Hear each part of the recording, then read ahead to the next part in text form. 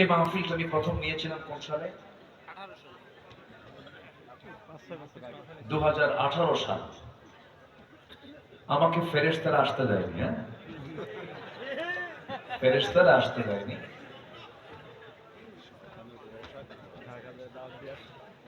আমার ভাইজান ঢাকাতে গিয়েছিলেন, আমাকে সেখানে কনফার্ম করে এসেছিলেন। পরে বললেন, হুজুর কিরামুল কাতিবিনরা খুব ডিস্টার্ব করতেছে, আপনাকে আসতে দিচ্ছে না। তো যাই হোক, সবারই কম বেশি তো জানা হয়েই গেছে কি প্রেক্ষাপট, জাতির সামনে ইতিহাস প্র্যাকটিক্যাল হয়ে আছে। আল্লাহ যে ফেরাউনের পতন ঘটিয়েছেন আমরা ইতিহাসে পড়েছি, শুনেছি, আর নব্য ফেরাউনের যে পতন হলো এটা আমাদের চোখের সামনে দেখলাম, ঠিক কিনা? ফেরাউন পৃথিবীতে ক্ষমতায় ছিল হলো, তার হায়াত ছিল হলো 1600 বছর, আর এরা ছিল হলো 16 বছর। সংখ্যার মিল যে এরকম হলো কেমনে বুঝলাম না। সংখ্যার মিল আছে না, সংখ্যারও কিন্তু মিল আছে। যারা মাইক ম্যান, ইকো অত দেওয়ার দরকার নেই, শুধু সাউন্ডটাকে সুন্দর করলে হবে, ইকো দরকার নেই, আওয়াজটা বাড়ায় দেবে। সম্মানিত ভাইয়েরা, আমরা সুন্দর একটি অনুকূল পরিবেশ পেয়েছি।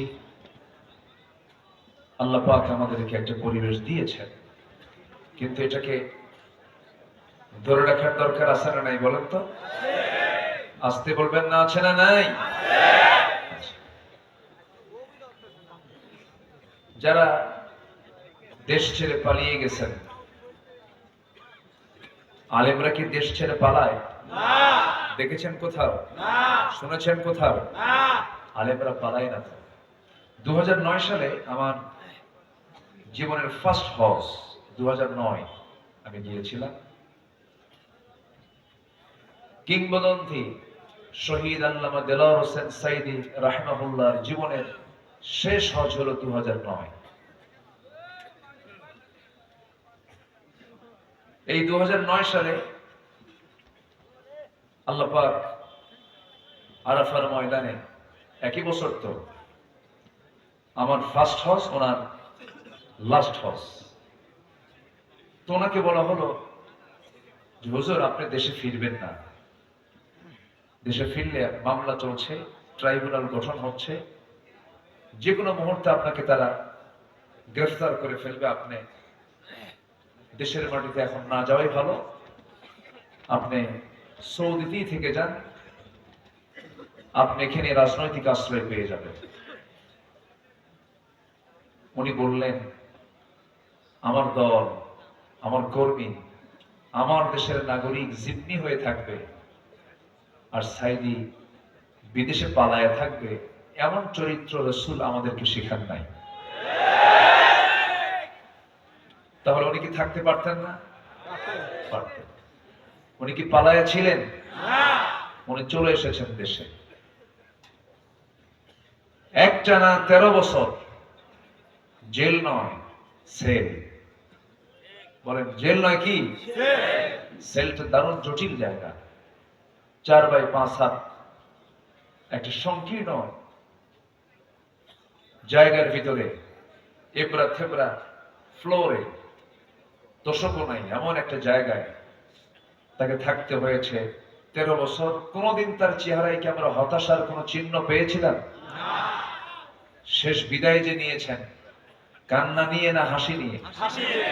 তিনি হেসেছেন, আমরা কেঁদেছি, এই জাতি কেঁদেছে। সম্মানিত ভাইয়েরা, আলেমরা পালায় না, আমাদেরকে তারা 16 বছর রাজাকার বলে গালি দিয়েছে। কেউ পাকিস্তানকে আমরা আশ্রয় নিইনি, দিল্লির রাজাকাররা সব দিল্লি গিয়ে বসে আছে, ঠিক কিনা? আমরা দেশের, এই দেশেই থেকে যাব। এদেশের মাটি, এদেশের মানুষ আমাদের প্রাণ। সম্মানিত ভাইয়েরা, সম্মানিত বন্ধুগণ, অনেক আলোচনা শুনেছেন আপনারা, অনেক আলোচক তো।